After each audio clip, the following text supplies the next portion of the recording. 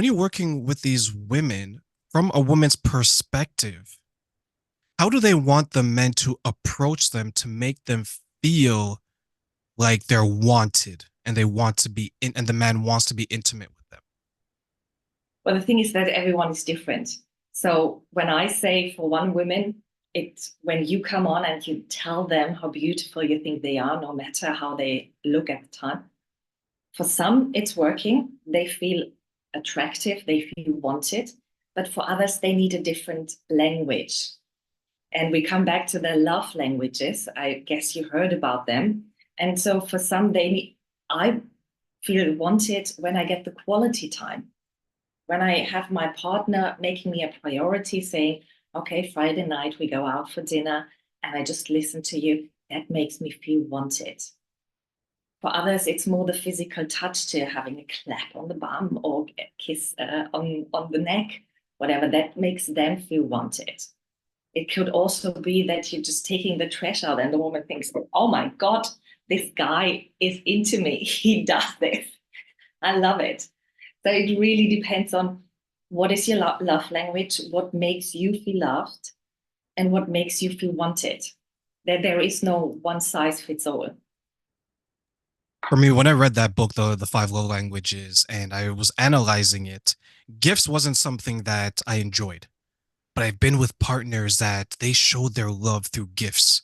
Yeah. They shower you gifts, shower you through gifts. And for me, it was quality time. I just love being around that person. Let's watch a movie together. Let's just sit down. Let's just be at peace.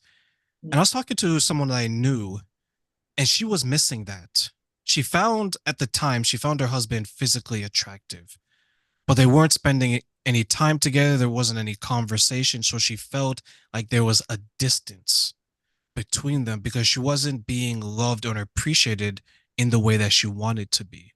And this ultimately led her to stray outside of the relationship to look for these types of love. And I know that you and I talked about adultery because you're doing the ABCs like intimacy, right? Like you did fertility, you did adultery. When that comes up, because to many people, adultery can be either on a sexual front, it could be on an emotional level. When that comes up, what are the types of conversations that you're having, or what maybe should we know about the act of it before we just say, nope, he's a monster, let me run away, or she's a, you know what, let me run away? Mm. The thing is, when we have these thoughts and feelings that we want to run away, it's usually because we want to protect ourselves. So whatever we do, it's self-preservation, it's protection, and that is okay. I always talk to my clients and ask them, what do you think is the reason behind that? Because like you just shared in your story, she didn't feel loved. So she went somewhere else where she felt loved.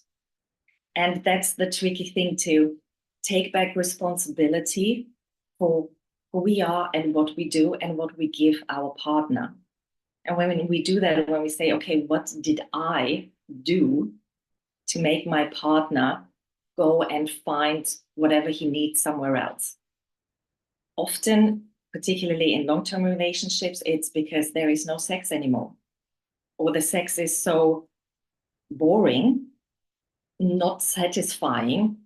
So the other one goes somewhere and gets what they need because they are afraid to talk to their partner about their wants and needs. They don't want to put the pressure on their partner. And they have this conception of, if I say that, they might be offended. They might not love me anymore. They might leave me. So it's a lot of fear that comes up. And the best thing to do is, in that case, then to talk to your partner, see what they say. But we have to bear in mind, when we do that, when we go into that conversation, we need to be prepared that we hurt our partner, and also that they need time to think about what you just said. Because for you, it's probably going on in your head for some time.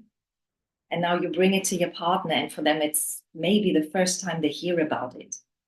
And maybe they give suggestions what they would like to do, and you think, oh my God, they don't want me the way I am. They want to have different. I don't know if I can do that. I can't do it. Give yourself the time, give your partner the time to think about the topic and see where can you find the middle ground so both of you come to a place where you say, okay, I can give you this, and the partner says, okay, and I'm happy with this, what you give me. How difficult is that conversation about taking responsibility for what the person has done to contribute to their partner cheating on them? It's very difficult because we humans are trained to push responsibility away because that's the easy way.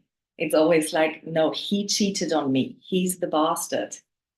And when I talk to women, they say, I did everything, but he didn't do anything for me. He just left or he just cheated. And that's not true because it's always two. It's always two. It's not just one person in a relationship, it's always two. And we act on the reaction of the other person. But by saying, oh my God, maybe I did something, maybe I wasn't present, maybe I didn't share what I needed, that is difficult to admit that we are playing a part in this. It's very difficult. And it scratches on our ego, yeah? Because we want to protect ourselves and say, no, it's been you. I did everything. But when you put the spotlight back on yourself, say, okay, what did I do? What is my part in this? Doesn't make it any better or doesn't relieve them from having done it. It's just like, okay, which part did I play in all of this? And that helps you to then make it better next time.